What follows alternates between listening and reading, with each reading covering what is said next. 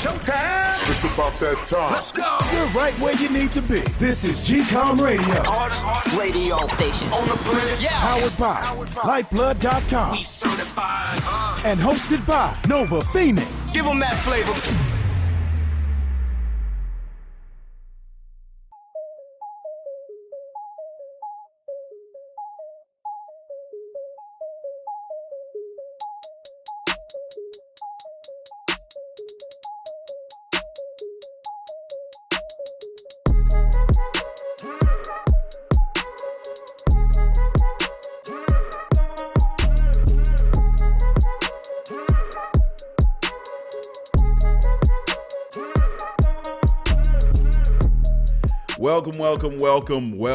Welcome everyone to the next episode of GCOM Radio. We are here for another one, man. I love coming back on this mic and talking to you folks out there. How has your week been? I have to ask that every week because I want to know what's going on in your lives, man. Listen, a lot of stuff is going on in this world, but we can at least say, man, this is a beautiful world to be a part of. And regardless of what goes on, regardless of the madness, regardless of all the sadness and all those things that they want to pump on news and get you guys down psychologically, and that's why some people don't like listening to news, because all you hear is just bad news. Even with all that going on, man, the earth is still a beautiful place, and this experience that we're having is something that is unique, and it's a gift from God, and we have to cherish it and squeeze as much good out of this experience as we can, because there's only one ride. We don't know what happens after this. No one has ever came back and said, hey, this is what goes on the other side. Not that I know of. But yeah, man, while we're here living this life that we born into this flesh and blood body, let's not waste it on stupid things and make bad decisions and fall into those pitfalls, and we have those regrets. All right, I'm not saying that, mistakes gonna happen. That's just as human as it can come. All right, making those mistakes. But what do we got to do with those mistakes, man? We got to learn from them and pick ourselves up and then keep it moving. It doesn't make sense to just be sulking and like, oh my God, this happened, and don't let your past consume you, man. You got to move forward. That being said, my name is Nova Phoenix. I'm your host on GCOM Radio on iHeartRadio, and we have some things that we want to talk about. Of course, I want to talk about to you guys for this episode, and let's get right to it, man, because of course I just got to get some things off my chest. But first and foremost, I like to send out all my condolences and love and good spirit and support to Mario Van Peebles and family, to the passing of his father, Melvin Van Peebles. Everybody know he's a director, actor that was pretty much a part of the 70s and really kicking it off. He did a lot of stuff, man, this Melvin Van Peebles. He did, from what I see here, three pickup men for Herrick, Sunlight. He did Les Cinq Cent Balles, I think that's a French word. The Story of a 3-Day Pass, Slogan, Watermelon Man. Of course, the famous one is Sweet Sweetback's Badass Song. I didn't even see that. I do want to see that. That was this indie film that really, as a follow-up to Watermelon Man, when he got people really open their eyes and ears, and he wanted to give his follow-up, and he said it was I one. But you know what? Now that I say that, I will see that. So he also did Don't Play, as cheap, just an old sweet song, Grease Lightning, the Sophisticated Gents, Vroom Vroom Vroom, Panther, based on the novel Panther, Identity Crisis, and yada yada yada. He did so much movies. So he definitely laid the foundation for his son, Mario Van Peebles. He's a terrific actor. So shout out to his family. And matter of fact, he did an homage to his father's Sweetback's Badass Song with his version that came out, I think, in 2003 or 2006, one of those dates. And it was called Badass. And basically, he played his dad when he was coming up in the movie business. I saw that movie, Badass, in the theaters. I wanted to support it way back then, and I did. I went to the theaters by myself. I saw it by myself. And yeah, man, that was back in the day when I used to go to movie theaters. And I enjoyed it, man. It was a great film, man. It was a great film. So shout out to Mario Van Peebles for picking up where his father left off, and much condolences to all family and close friends. Thank you for contributing what you did to the black movie business, not just the movie business, Mr. Van Peebles, speaking of Melvin. Also, I'd like to give my condolences to AJ Johnson, man. AJ Johnson had passed away. They had some issues that was going on, man. His wife got on YouTube or social media and was talking about that she was trying to raise money to pay for his funeral, and a lot of people that AJ, when he was alive, wasn't getting back at her, and she was just like knocking all of them. She was like, all that fake love, all that fake friendship, and here it is, I'm just trying to pay for my husband's funeral, and I don't hear nothing. Well, since it came out, she was just trying to raise $20,000. I guess the word definitely got out, because so far from the last time I checked, she raised about a little bit over $54,000. I don't know what it is now, but she definitely raised the money for AJ Johnson, and he had a long career. AJ Johnson, everybody knows him as the crackhead out of Friday. His name was Easel. Remember that? You know what I'm saying? My neck, my back, and my back. I'm gonna sue for $150,000. Yo, he was one of those memorable characters on Friday, man. And I loved watching his brother. He had a genius to him that I definitely wanted to see more of. So he did House Party, Lethal Weapon 3, Menace to Society, House Party 3. Of course, he did Panther. Of course, Friday, The Great White Hype. He did After Friday, Baps, How to Be a Player, The Players Club, Woo, I Got the Hookup, Hot Boys, Baller Blocking, and And he did a lot of joints back in the day, back in the 90s. When he was striking while the metal was hot. And then he cooled off a little bit for whatever reason. I'm looking forward to getting a little background story on AJ Johnson and what he did back in the 2000s. But yeah, he was on the circuit. He was doing his stand-up comedy thing, and it's sad to say that the people, and it's just not me, just kind of got detached from seeing AJ Johnson. So I don't know where that detachment happened, but I would love to see a life story of AJ Johnson and what he was up to this unfortunate passing of his life. I don't know how he died. I forgot. I know I read up on it. But yeah, man, he passed away, and it's unfortunate, man. So condolences to his wife, his family, and all his close friends. AJ Johnson, man, thank you for doing what you did in the comedy sector.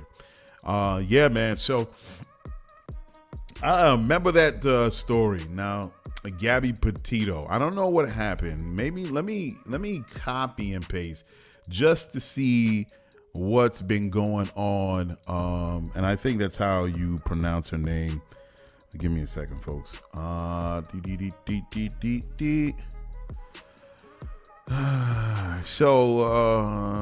right. So they did find the body of Gabby Petito. So from what I understand from this story, now forgive me, folks, I'm gonna say I know a little bit about the story. I read up on it, but when I hear certain things, I pick my head up and I'm like, I put them down. And I'm like, okay, well, missing lady, she got, and her boyfriend came back, and yeah, so I had one ear out for it. So in this situation, right, when I did read up a couple of articles on it, so it sounds like her boyfriend, I believe, Brian Laundrie, went on a vacation trip with his girlfriend, Gabby Petito. Excuse me if I'm mispronouncing her name. So they went out on this trip, it came back, and something happened where the family lost touch with their daughter, their family member, Gabby. So the guy comes back, right? So, the cops go to him, and of course the news and everything like that are asking him questions. I don't know how the attention got drummed up where the news got involved, but anyway, they were asking this guy questions on what happened to his girlfriend. And what really struck me was the fact that my man was just so nonchalant about it. He was like, well, she didn't come back, and and of course it's like, wait a second, bro, that's your girlfriend and you don't know where she's at? It's like she's just somewhere. On whatever his words were, to say to the police, well, I haven't got nothing to do with it, I don't know, go look for her. Very, very suspicious, right? From the jump on what his response was when the cops was asking him, hey, what happened to Gabby? Unfortunately, the time passed and they were looking for her, and they were saying there was some text, or I guess Gabby was from her phone, Gabby's phone. The family was receiving messages saying that she was all right, something like that. My apologies if I'm getting that wrong, but that's not the point of why I'm bringing up this story, and I'm going to get to it. So, of course, it sounds fishy, even from the little bit of information that I was getting on this whole story. So, unfortunately, they found Gabby's body. I think they found it in a van or something like that. And then, fantastic. So, of course, the boyfriend, everyone's suspicious. Everybody reading this story is suspicious about the situation, and everybody knows. And even the cops know this dude, Brian, has something to do with it, right? Something to do. Something. So then the cops go and want to follow up and ask him, I guess, additional questions. So this is the thing that got me, right? So they asked this dude questions. Of course, it sounds suspicious. He's a POI, a person of interest. They don't have nothing to arrest him on. But they continue for the search for Gabby Petito, right? But again, Petito, excuse me, Petito. I don't. My bad. I really do apologize for messing up this name. So they finally found the body. They go back to search for this dude, and what happens? This dude is ghost. This dude is ghost. Not like they just missed this dude. Not like they're on hot pursuit like the OJ case, right? They are trying to fight this. They put out an APB on all points bulletin on where this dude Brian Laundrie, he straight up disappeared. Dude dipped. I'm like, wait a second. Even me that heard the story halfway, I don't even know all the whole details of this whole story as I'm talking to you guys. I don't even know all the details. But even me, when I'm hearing the story, I'm thinking, okay, wait a second. This dude got something to do with it. Somehow this dude is wrapped up in this. Don't know if he had help, whatever, but the way this dude's response was, it was a super suspect, right? And the police bounced. Because, of course, no evidence. So finally, they're like, no, hold on. We got to snatch this dude up. I don't know if they found additional evidence or they want to go back and ask him more questions, whatever. They want to go back and get this guy, and then he disappears. He is gone. And then I'm like, what really got me, and I'm like, okay, he bounced. But how it really sank in when they said they put out an all points bulletin. I mean, a serious search, a national search warrant or something like that. The verbiage. Let me see if I get the verbiage on Laundrie. All right, I'm searching for federal arrest warrant. Federal arrest. That's national. Okay. The sirens are going. They got the dogs. They got the helicopters. They got the squad cars. They got bounty hunters. Even the bounty hunter, that punk motherfucker, it said he wanted a piece of him, and it was a personal thing for him to go find this dude. Everybody is looking for this dude. And what gets me is the fact that everyone knew to some degree this dude was involved, and they lose him? What? They lost him? They lost him. The main POI dude, they lost him. And they have to put out a federal arrest warrant. They haven't found this dude yet. They talking to people. A friend of his is saying this dude likes going to the mountains. They lost him. My dude, what is going on? So I could just imagine the situation, right? They go up to this dude and they knocking on his door. Mr. Laundrie, yes, officers. Mr. Laundrie, listen, we're looking for your girlfriend. Do you know where she is? I don't know. So, Mr. Laundrie, you don't know where she is? The last known information is you went on vacation with her? Well, yeah, I went on vacation with her, and we had hamburgers. We went to the visiting area. And okay, sir, what else? And we hiked. Okay, sir, what else? And we saw deer. Okay, sir, what else? And what happened? And I came back. What? That's it? You came back, sir. So what happened to her? I don't have any idea. I have no idea. Sir, you have no idea? I have absolutely no idea. Mr. Laundrie stares at the cops. The cops stare back at Mr. Laundrie. Mr. Laundrie stares at the cops. And the cops stare back at Mr. Laundrie. You know what the cops do? They say, well, thank you, Mr. Laundrie. We will see. Thanks for the information, and we'll be back. If you hear anything, please, here's our card, and we'll get back to you. What? What? And they go off and start to search on this woman, knowing this dude is the primary candidate for this woman's body missing. So they go off and do whatever. So you think, and you know what this fool did, right? As soon as he closed the door on the cops, my man dipped through the back door. He grabbed his bag, grabbed his Cheerio box, grabbed his flashlight, grabbed his sneakers, whatever else he grabbed, and jumped out the back door. As the police pulling off, you see this fool running out the back. Yo, you cannot make this up. So I'm saying, you mean to tell me that this dude's answers was sufficient enough for you to leave him unguarded? Not a single soul is looking at this dude. Y'all just went about your business, even though you knew this dude was suspect from the beginning. Yo, you can't make this up, yo. So the cops could have. I don't know what the conversation with the cops was, but you think the conversation with the cops is okay? Bob, you know Mr. Laundrie's replies is suspect. It's very suspicious. I know Harry. I don't agree with him either. So Bob, do me a favor. Let's get Evans, and it's not legal. It's not legal, but we're going to Evans, and we'll just stake him out, and we'll just keep an eye on him.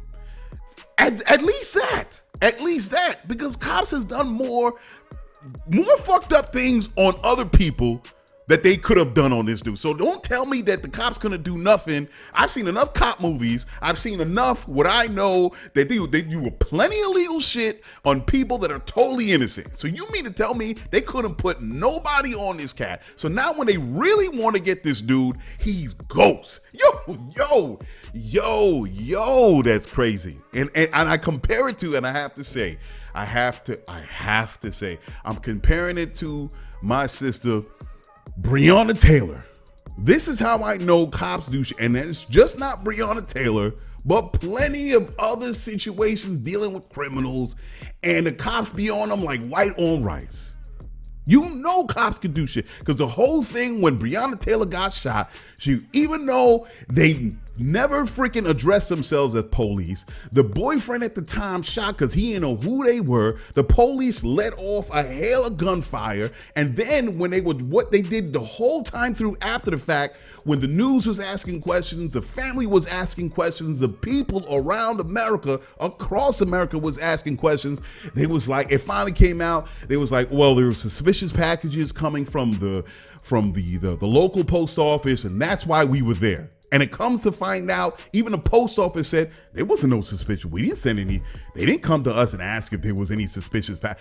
So they will create lie upon lie upon lie to do whatever they had to do in the moment, and even after the fact when they got caught, on how they were going to get their asses off the Breonna Taylor case.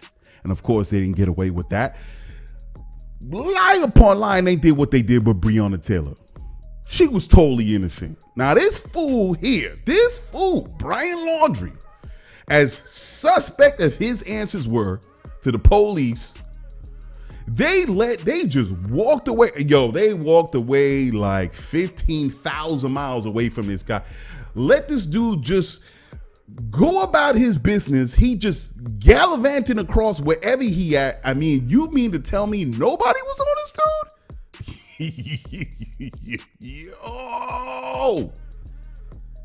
Yo, the absurdity, man. Yo, the absurdity. This is crazy, man. Obviously, this guy's answer was suspect. Obviously, it was flimsy. Obviously, you look him straight in the eye listening to this cat's excuse, and you mean to tell me nobody put anybody on this cat? Not saying arrest him, not running up on him, just put a secret tail on him.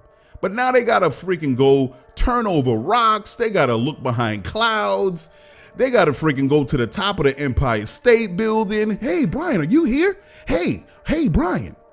Who knows where this dude is? That's fucking crazy. And that's why even me not knowing all the details of this freaking story, when I just the little bit that the surface investigation or research that I did on this case, just to hear what I heard, it annoys the hell out of me. It annoys the holy hell out of me. And this dude's still on the run. Remember 48 Hours, right? They said the TV show, right? Great show. I saw in a couple of episodes, and they were saying, listen, if we don't catch this individual in 48 hours, we're never going to catch him. So you see the police going through all these things, and within 48 hours, they're going to find this person that's on the run. And that's the premise of this whole show, 48 Hours. Dope show, like it, love it, everything. Maybe the police should watch 48 Hours. Maybe they could pick up a couple tips. So, guys like Brian Laundrie that straight up got blood and looking disheveled, hair all crazy, scratches on his face. Maybe they could see something and say, oh, snap, maybe he was involved. Now you have Gabby Petito's body they found, found the body, going through everything. The family is distraught, crying, everything. It's unfortunate that this woman is dead. And this dude this dude is having himself a corn dog somewhere, chilling. I don't know how far he got, but the fact is that they're still trying to find him. And then they hear about the Breonna Taylor case, and they was concocting the wildest things. So you can't tell me cops don't be having their own methods when it comes to something that's really out of, something. Of course, their antennas are come on. That's fun. Condolences to the family, to Gabby Petito's family, man. Woo, man, and it is wild. And the little search that I did just now, you hear the tick-tacking of the keys. Yeah, it is. They still haven't found this dude. Still, federal search warrant out and everything. Anyway, oh man. So China is shutting down its crypto market. Yeah. China is shutting down its crypto market. So according to BBC, all the activity has been halted. So the Bank of China, they're saying, quote, seriously endangers the safety of people's assets dealing with the crypto market. And they decided that it's not worth it. So they have completely shut the doors on the crypto market. China was one of the largest markets for the cryptocurrency sector. And now they're done. Interesting that this is happening. Interesting. I find it fascinating that China is basically bowing out of the cryptocurrency sector. I tell you, they're doing very well as far as what they're doing as far as deals with other countries, when it comes to building these construction projects, when it comes to dams, infrastructure, whatever the case. They're doing a bang up job, and all of a sudden, this is an area where they can really get some headway when all the other banks in the United States, even though they were reluctant at the beginning, they didn't want to be left behind. That's why they're there. It's funny to find out that China is deciding that they want to completely not be involved with it anymore. And it's going to be funny how this comes together in the future. Yeah, I don't know what to say about it. When I read the article, it's like, really? That's interesting. So we'll see how this is going to play out in the next. I don't think they're going to stay out of it for much longer. I think it's when they start to realize that this is something that they can't stay out of and that there's other countries that are really making their headway. I think they're going to be back. I wouldn't call out China just yet, like they call it complete Kaputski. But we'll see. We'll see. R. Kelly, this dude is found guilty on all counts of sex trafficking in New York. That is, he faces I think about 20 years in jail. The sentencing is scheduled for May 4th. And the thing is, he also has a trial date in Illinois for child pornography and obstruction of justice. And also, there's another area where he's got another court case. So there's 3 different places. So, this man's totally fucked. And everybody knew this. And I was on it since the very beginning. When I first when I was hearing about this like 10, 15 years ago, I mean, I was totally... I couldn't even, and the funny thing is, right, as much as I disassociated myself from everything that this man did at the time, a couple years after they were chasing him, finding out he was doing all this stuff, and the case really broke. There were people that were still going to his concerts. Amazing. And the people were asking, hey, how do you feel about R. Kelly and all this thing? And you go on this. I love R. Kelly. I will go to every show. Yo, there was still people that were dedicated to this dude, R. Kelly. Even after they knew this whole thing came out. Yo, so you know what? The chickens come home to roost. And everybody has that day, man. When you do F shit, it's gonna come back. And sure enough, it's gonna come back to him like an anvil. So the interesting thing is that I'm hearing about this. Someone shared on IG. I don't know if I'm gonna talk about it yet. Interesting thing is they're saying that the prosecutors. I didn't even put this down on my notes because I wasn't sure if I wanted to mention this or not. So I think the prosecutors are saying that they want to review this as a criminal enterprise. Someone shared this on IG and I was like, a criminal enterprise. Okay. Yeah, and I understand where they're coming from with that, because there could be a lot of people that R. Kelly had on a payroll that was looking the other way, keeping their eyes closed, trying to open the door and shut the door. So there were people over the years that definitely in some degree knew what was going on. I'm not talking about, security and all the other people. Yeah. So, believe me, everyone should be, and everyone that was involved with this, that was basically linked arm in arm with R. Kelly, that were involved, should be prosecuted, right? And they should go to jail. But my ears peaked up when my eyebrows say, I said ears and eyebrow, I guess. When I see those words in the article, it said criminal enterprise. And when you say enterprise, you're talking about 2 or more people involved, and it has such far-reaching implications when you actually say enterprise, because that's a lot of people over the years that was working with R. Kelly. And I'm talking about his close people. And then how far do you go with this? The people's people, the people's people, and the people's people. I'm talking about even the guy that went out for lunch to get lunch for everybody that was running in and out of there daily. I'm talking about the water boy. I'm talking about the dude that was mopping, that was passing by as R. Kelly was singing those songs in the studio. How far are we going here? So I'm concerned. And that depends on the prosecution, and that depends on where they want to take it. How far are we going here? Now, trust me, I'm going to say this again because I know people can take things out of context easy because we live in the cancel culture age. But I want to say, yeah, everyone should be whoever. It's called aiding and abetting, folks, a criminal. No doubt. Because if you went along with it, you should be dealt with too, in a way. But how far are we going with this? Huh? How far reaching is this going to go? Huh? Yeah. So how far are we going to go? Understand what I'm saying? Because, I think of, I forgot my brother's name, Corey Wise. Excuse me. I'm sorry for getting this wrong.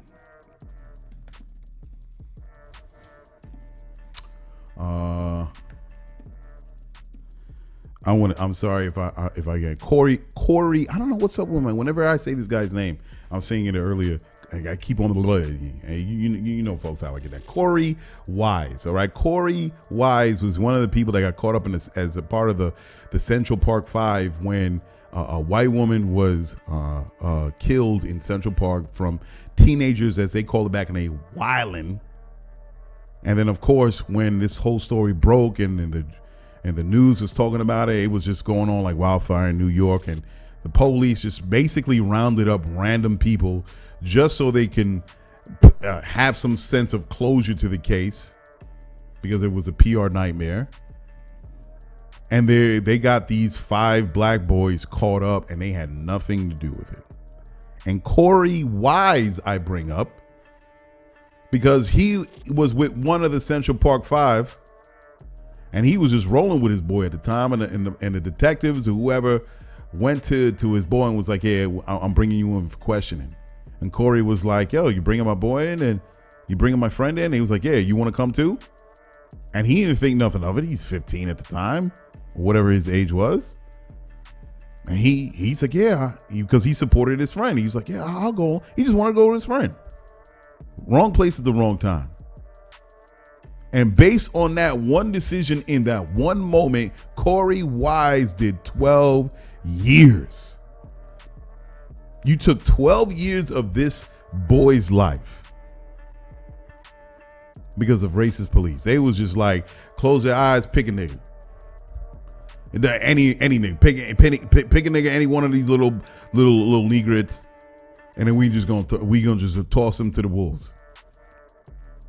Toss them to the wolves in the public, into the news, into the media. We're gonna criminalize them. Took this innocent boy's life. Took 12 years. And here it is. We have fast forward into the R. Kelly. He got charged. My man should be under the jail. But when they said those words, and I know how black men are mistreated in this criminal justice system. How far are we going with this? And how are they gonna somehow connect the dots? Are they gonna weaponize the transgressions of R. Kelly? Are they going to weaponize him? That's what I'm thinking. I'm thinking out loud to you people out there in the world. Because who's going to get involved? Because that's a long time that R. Kelly has been working on music, doing this thing, doing all this F-boy shit. Who?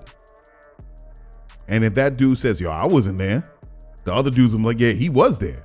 And the second dude is be like, "Yo, well, he was there too." It gets crazy, man. It gets crazy. Are they going to weaponize R. Kelly's transgressions? What he did?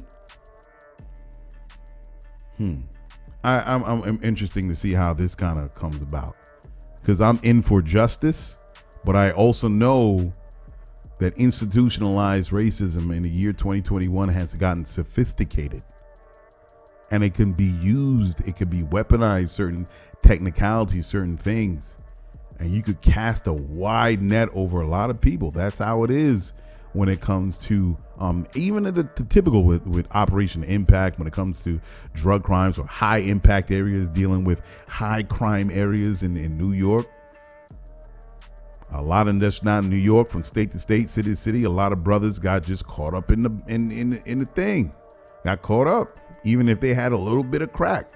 The difference from cocaine, and we understand it when it comes to the weight and what crime or what time is given based on how much crack is this individual's holding in comparison to cocaine. And dudes was getting bagged and serving 20 years, 25 years for some dust of cocaine, of crack. Did he have crack in his hand? Yeah, no doubt. To give him 30 goddamn years? Jesus Christmas. So they use the laws as an excuse, these little technicalities and laws, to oppress other people, in particular black people. So, my mind was just going there when I read that word, criminal enterprise. Where are we going with this? Anyway, let's see how this plays out. Next thing, Haitians at the Del Rio Bridge. Excuse me, the Del Rio Bridge. Tamika Mallory went down there. My son. Man, I've got a lot of issues here going on. a lot of injustice issues dealing with black people. It's so much things going on in the news that relates to me as a black person. So that's why I'm talking about it with you guys. Yeah, they were down there, and they shared it on their IG, and the immigrants are gone. They went down there because they wanted to be there on the ground, right? And except for a few, there's some that were down there by the Del Rio Bridge and on the Texas side, or if they traveled over to wherever they went, close in that vicinity by the Del Rio Bridge. A lot of it turns out that these people were bussed out. Flights were emergency flights, were set up to send them back to Haiti. Supposedly some state. So where did they go? That's my concern. Where did they go? So you have about 10 to 14,000 Haitians that were down by the Del Rio Bridge, and they disappeared. You just rounded up 13,000 people, threw them on planes, threw them on buses or wherever they went, and they're just gone. That's a concern for me, because where do you put 13,000 people? How do you track 13,000 people? Now they're saying, Tamika was saying that these people were given numbers on tickets, and so who's what, where they're going. But how, come on, man. It's just, oh my God, man. This is fucked up. And now when you can't track 13,000 people, what do you leave this door open for? You leave it for human trafficking, women and children. I'm sure they didn't find every Latino family. They were talking about, we're gonna get these children back with their families. Remember that time, folks? Remember when you had a lot of South Americans that was coming over the border and they was putting kids in cages? They didn't have anything to keep them warm, lack of food, all that. The people were in cages, right? And they were separating families. We don't know if every kid got with their family. Even there was some news. I saw some imagery with some journalists that were chasing and trailing certain South American kids to certain hotels that they were being put in. And there were organizations and people were like, we come from here, we come from there. We're just taking these children. And where are you taking them to? How'd you get them? Who are their names? And they just walked away with these children. And they were, I believe, they were put in the hotel, because of course these were well-known hotels. They were putting them on blast, and then they let go of the kids, whatever. We don't know where those children went. The same thing when you have with these Haitians. We don't know where all these people went. You're going to send them back to Haiti and say to what? An earthquake-ravaged land with no president, destabilizing chaos all around. There was just a recent article that was put out saying that the federal government put together a report saying that Haiti is seriously destabilized. There's food shortages, gang fights, all these things, right? So Haiti is in no condition to deal with the returning Haitians that were at the Del Rio. They're in no condition to take care of themselves. And it's just sad. And supposedly the U.S. State Department is saying they're in talks with Brazil and Chile to allow some Haitians back in. But then there's a problem because they no longer have legal status in these countries. So the other thing is UN's International Organization for Migration released a statement saying they're looking for countries where Haitians can have residency. The Department of Homeland Security Secretary Alejandro Mayorkas said 2,000 Haitians were sent back on a plane back to the island of Haiti, and 5,000 are in the DHS custody to see if they can stay in America or be sent back.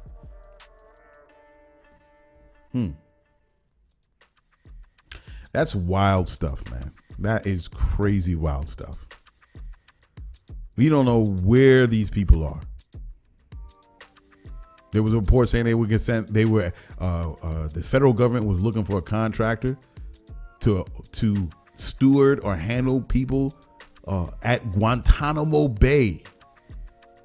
The same Guantanamo Bay they were sending a lot of terrorists to for investigation, as they say, quote unquote. because there's no U.S. law in Guantanamo Bay. Why are you sending immigrants to Guantanamo Bay? Google it, folks. It's there. So yeah, man, this is a serious situation, man.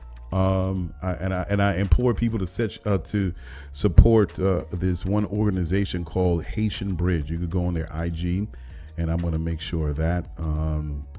You can go to, let me see, Haitian Bridge.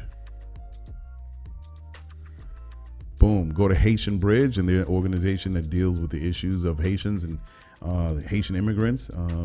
If you want to donate to them, Tamika Mallory definitely supports them, and definitely supporting any organization that's dealing with the situation of Haitian immigrants and Haiti itself.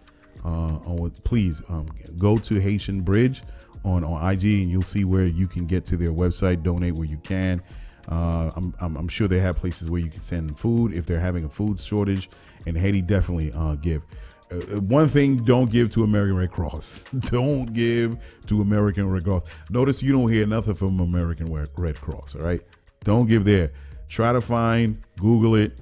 I'm going to see what I can do. If I know I was trying to look for information, I'm trying to see as far as what other organizations, but it's very hard. But use your own judgment, folks. But definitely Haitian Bridge. Go to Haitian Bridge. So I will keep a lookout on what other organizations on the ground that are helping folks, Haitian folks there. So yeah. And it's a wild thing, right? Immigration, this story of immigration.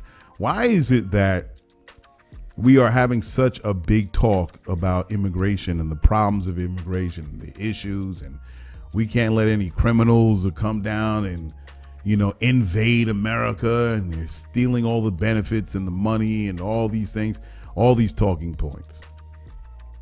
Why is there such a concentration of immigrants from the South?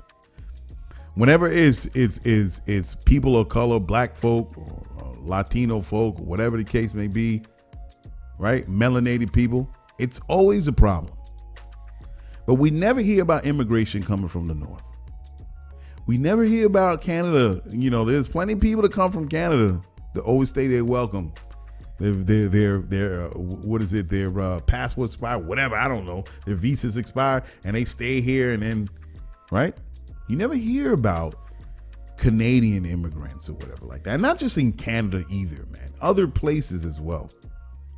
You never hear about other immigrants that are coming from Europe. That's never a problem. It's never a focus. Whenever we talk about immigration, it clicks in your mind that automatically think South American, Mexican, Venezuelan, from whatever South American country, or Haitian, whatever the Caribbean. You never hear about as if only brown people are coming over the border.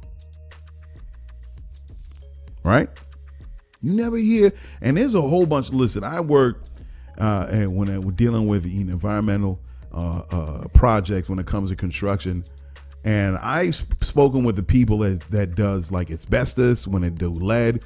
I've seen people in construction when they hire contractors to do abatement of asbestos or lead or anything in a building, whatever.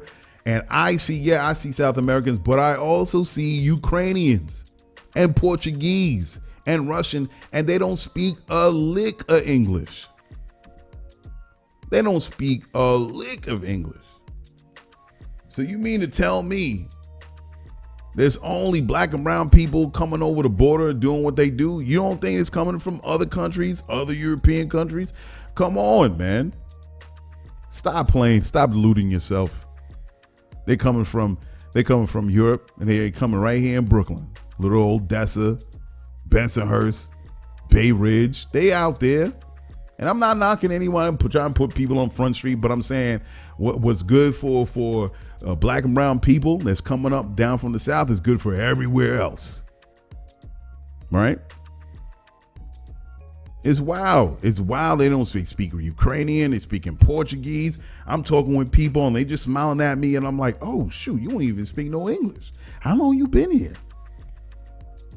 And it's wild to think, right? You think about it. You think about immigration. It's wild to think to just sit down, sit back and give it some thought. Like, you have a problem with black and brown people coming into the United States. As if people haven't been traveling for the thousands of years, right? And you're giving such an issue to black and brown, but not to white people.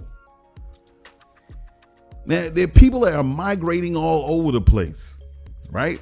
People don't stay in one place.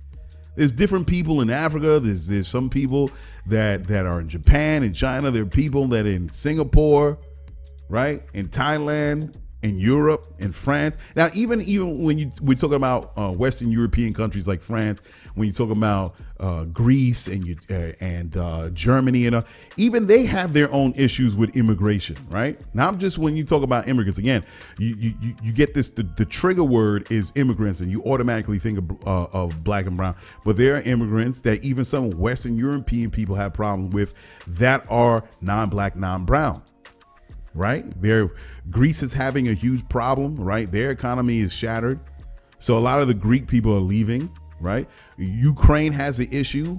Like, if I remember correctly, me reading an article, Germany is having a problem with immigrants, whether they're coming from Greece, the Ukraine, having a problem with them chilling out in Germany.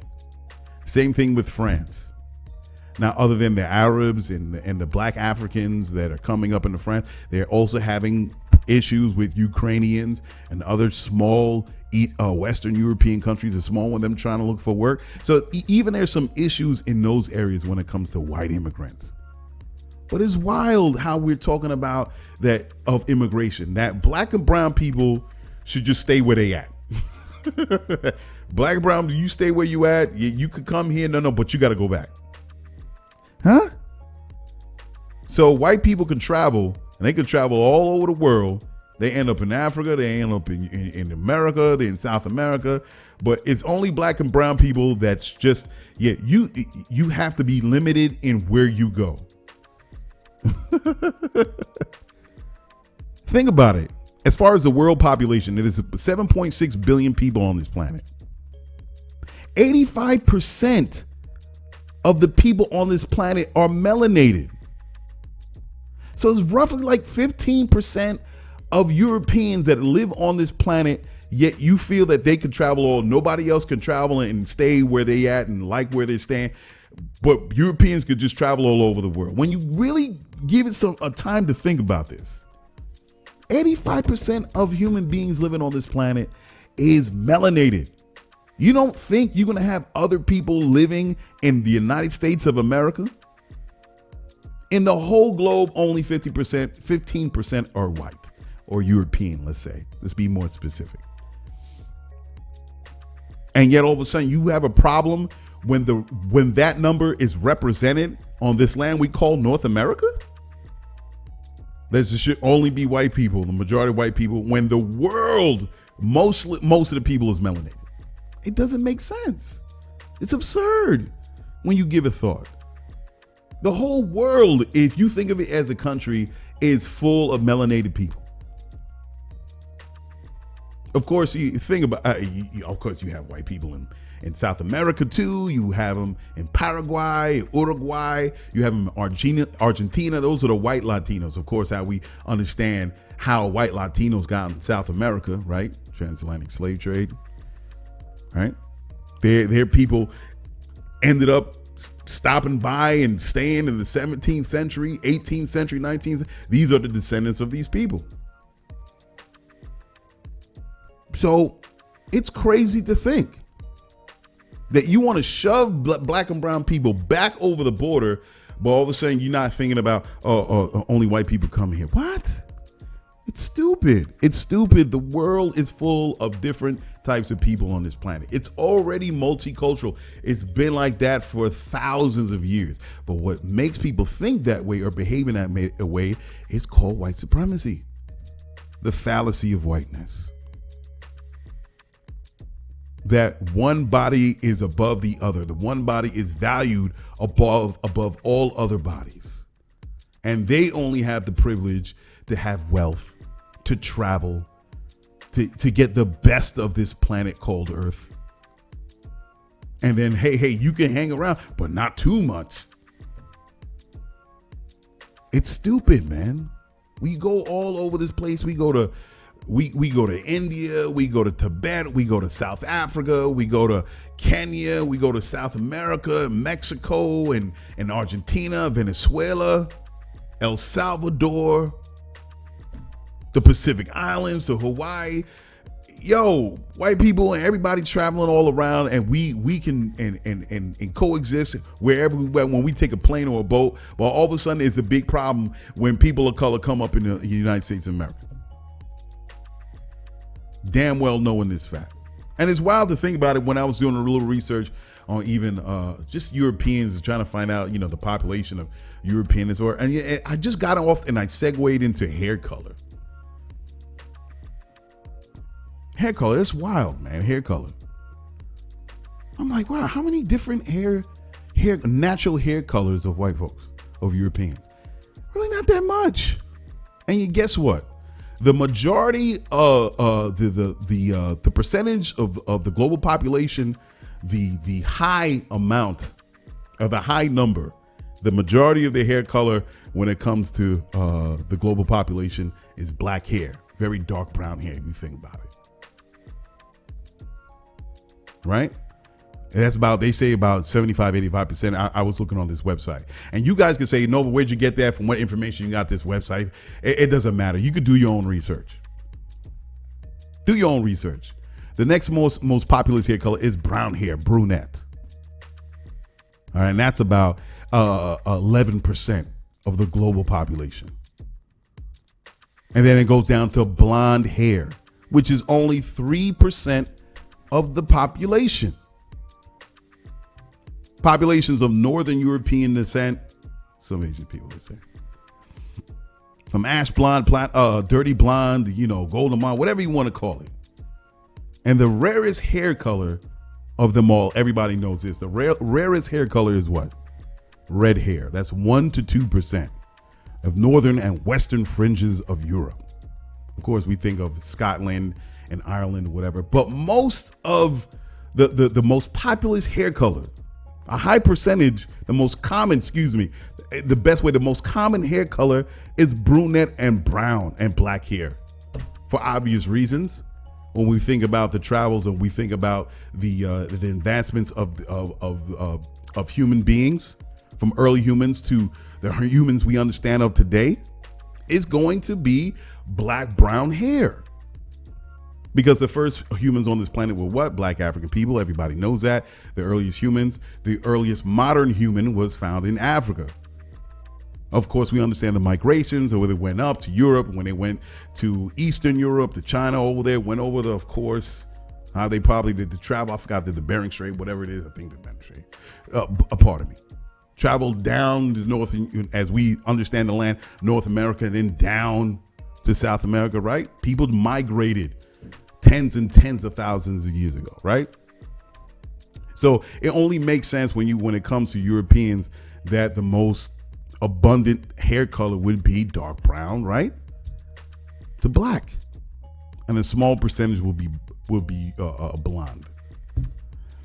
And it's all a part of the human family. Once you really dig into the details of human progression from early humans to modern humans, and migrations, and how hair color and skin color changed over time according to the environment. When it came to the sun and the cold and the hot, and the people by the equator and people north and south of the equator, and we're all just humans mixing it up, and we're adjusting to our environment. And we're all humans, right? But then you deal with the last 400 years dealing with white supremacy, that one body has more value than the other. The mythology that goes back to, say, Greece and Rome and the beginning of civilization, all thinking about the pseudoscience of what makes white folks smarter, and then the white folks saying they're separate from other people of color and they have the wealth, and you're dealing with weaponry and advancements in weaponry, and it killed off these people, and dealing with gunpowder and all that. And the enslavement of people, yada, yada, from African people to other brown people, all those things. And you come to this point.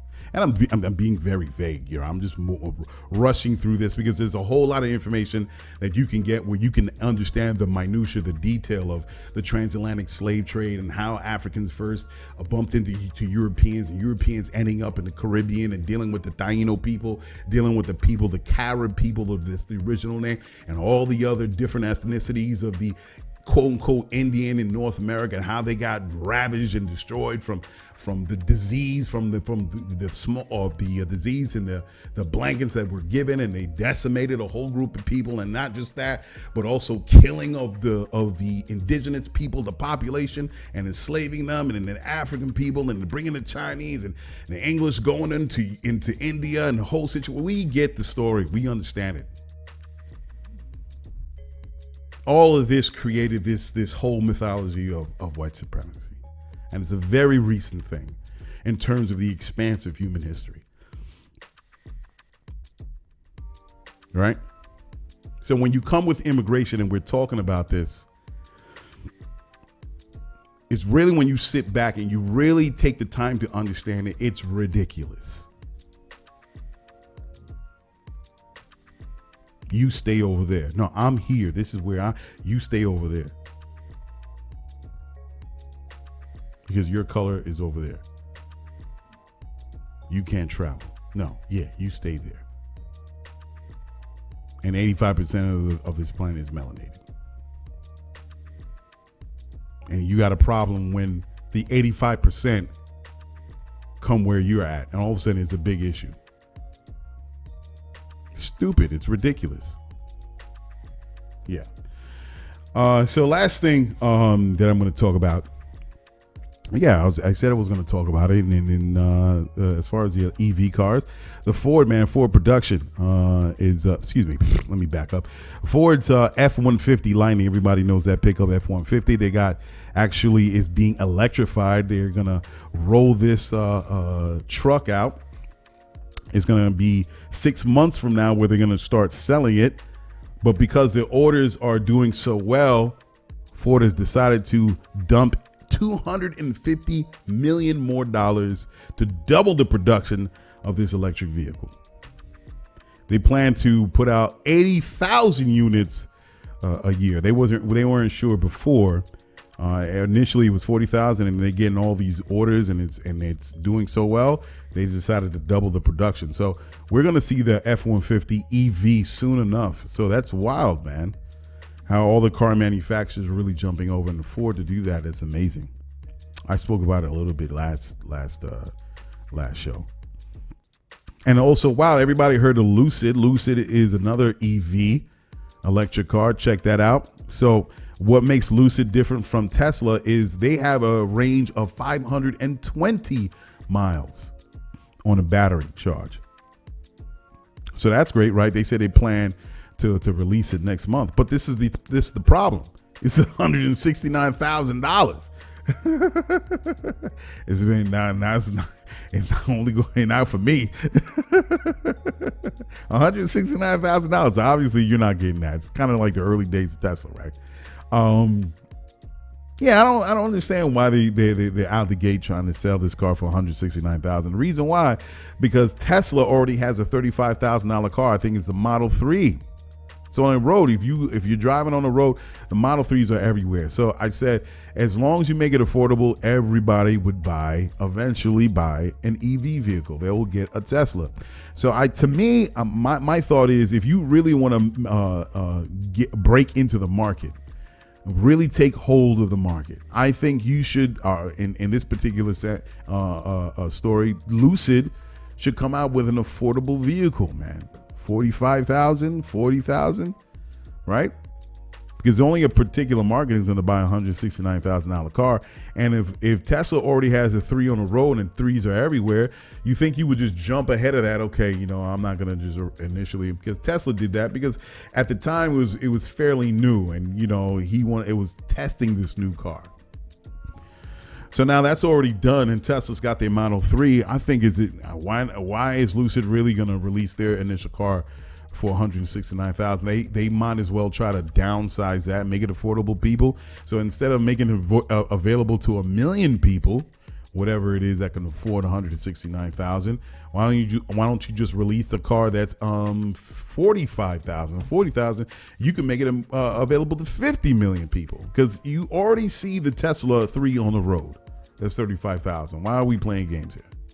So I don't know why they want to start out with $169,000 car. I don't know, but we're coming, man. We're coming. You know, all the automakers are on it, and I'm looking forward to it. And hopefully, I can have an EV vehicle within my lifetime. I think I'm always going to be down with the Tesla. I've always been a fan.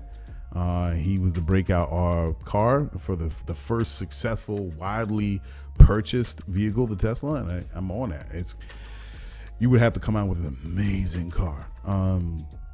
Amazing. So anyway, that's my take on it. All right, guys, I've been on here about an hour, a little longer than I wanted it to be. I'm gonna get out of here. I appreciate you guys listening to me. So as I said, I got some things in the works. I'm working on it, folks. I'm working on it. I'm always gonna let you know, remind you, working on it. And I already picked this individual and trying to work out a timeline as far as the sponsorship manager and see how that's gonna work out. And we're going through those details.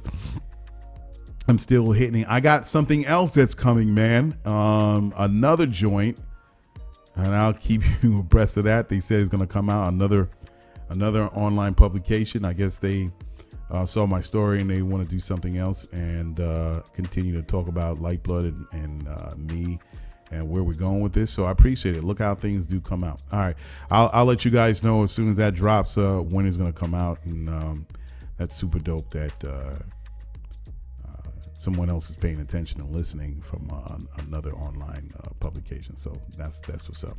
Okay, guys, I'll get out of here. Thank you guys for listening to me. I appreciate it, hearing me talk nonsense. And I'm not gonna get super. Sometimes I don't get super technical. My thing is, I could write out like, okay, let me get the details and the person, place, and things, and want to come off to you like, oh my God, Nova's so super knowledgeable. And my thing is, I just want to talk regular to people, man. All right, I can get super detailed. I can crack open the books. I can highlight things.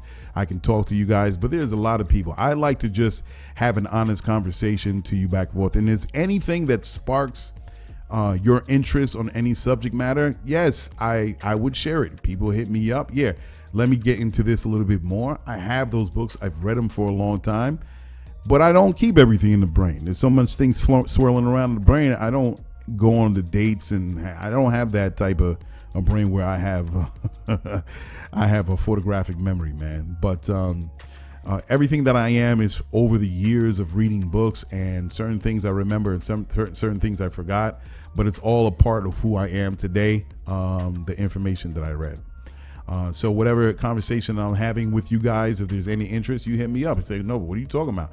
And I can tell you about the books. I can tell you about the scientists, individuals seeking out information, and we could get into it, man. We could really get into it. And instead of hearing it from me, I could definitely reach out to people that are experts in the field and have that conversation on the show. I can reach out to certain people that have that background. They're the PhDs and people with the masters, and the people have been, at universities for years talking about the subject matter. So instead of hearing it from me, maybe you want to hear it from someone that has that expertise, that experience, and they could give it to you raw dog, and we can have that conversation. There's a lot that the world doesn't know, as far as human beings traveling and all that, and when it started. It didn't start with Columbus. The human beings been traveling for thousands of years. And that's the thing that adds to white supremacy, this idea that the human beings only started traveling when white people started traveling. But we know that's a fallacy. We know that's the myth. Adds to the story. So, all right, guys, I'm going to get out of here. Appreciate you listening to me. Check me out next week. All right. I'm out.